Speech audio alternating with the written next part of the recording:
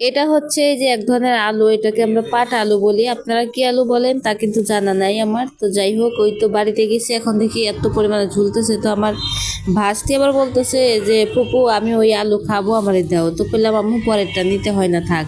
মানে গাছটা কিন্তু আরেক বাড়ির, মানে আমাদের একটা বড় গাছে আর কি উঠে গেছে এই আলু গাছ। তো এটা তো অনেক ধুন্দুল গাছের মতো অনেক বড় হয়। তো সেই আলু এত পরিমাণে ধরছে, মনে হচ্ছে যে 2-3 মণ আলু আছে। তো এইদিকে যতটুকু আইছে এদিকে কিন্তু একা একাই পড়ে যাচ্ছে, ওনারাও উঠাচ্ছে না।